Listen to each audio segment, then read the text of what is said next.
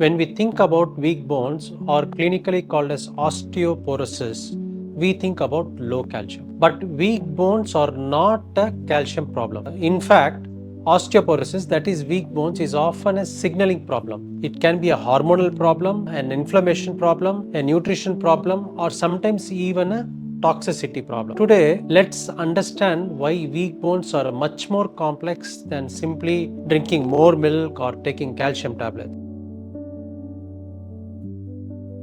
After the age of 50, 1 in 3 women and 1 in 5 men will suffer an osteoporosis related fracture during their lifetime.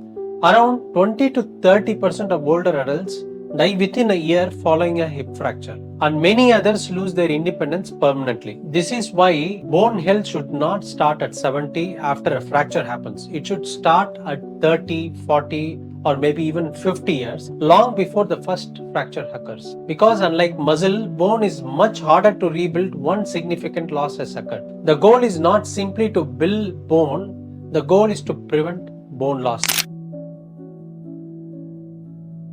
To understand more, we should know more about the story of our bones. Bones development begins before the birth and continues during childhood and adolescence. The teenage years are especially important because this is when the body is building what we call peak bone mass. Most people reach their peak bone somewhere between the ages of 20 or 30 years. The stronger the bones become during their early years, the better your bones reserve will be later in the life.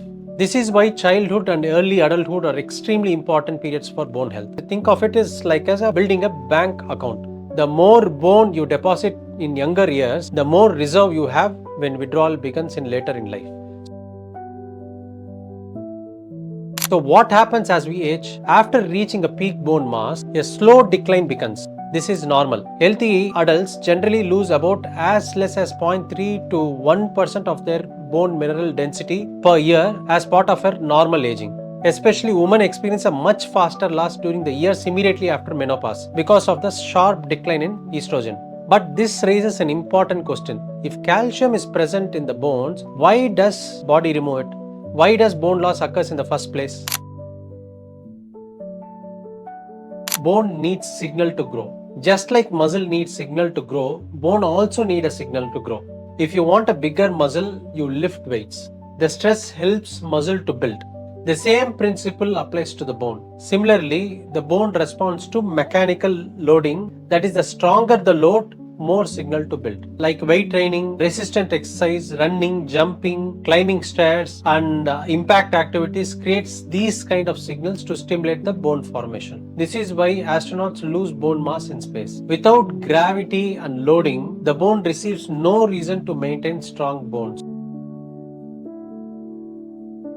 I see many people lose bones on DEXA scan in spite of exercise because exercise is only one type of signal. Bone formation depends on multiple signals working together. If other signals are missing, bone loss can still occur. Some of these signals are like chronic inflammation, conditions such as obesity, diabetes, autoimmune disease, any chronic infections and poor lifestyle habits can accelerate this bone loss through inflammation. Instead of bone building, there will be bone loss during this inflammation. Another important signal is a hormonal signal. Hormones are powerful regulators of bone health. For example, estrogen protects in women, testosterone in men, progesterone both in men and women contributes to healthy bone remodeling. As these hormones decline with age, the signals that maintain bone becomes weaker. This is why postmenopausal women experience a rapid bone loss. Another important signal is a nutritional signal. Bone is not only made of calcium. To build stronger bones, the body needs proteins, calcium, magnesium, phosphorus, vitamin D, zinc, and boron. So without adequate protein, even calcium cannot effectively incorporate into the bone. Another important feature I want to highlight, which is often neglected, is a heavy metal exposure. Heavy metals such as lead, cadmium, strontium, aluminium can accumulate within the bone tissue over many years and mimic bone. Some of these metals can replace calcium within the bone matrix itself. The bone may appear normal on imaging, but the internal quality can be compromised. This can result in bones that look denser but more brittle. Heavy metals enters the body through contaminated food, water, air pollution, smoking, industrial exposure, and certain consumer products as well. So I recommend to check heavy metal exposure in blood if you suspect any of this. If you want high quality health content like this, please subscribe, share and support the channel.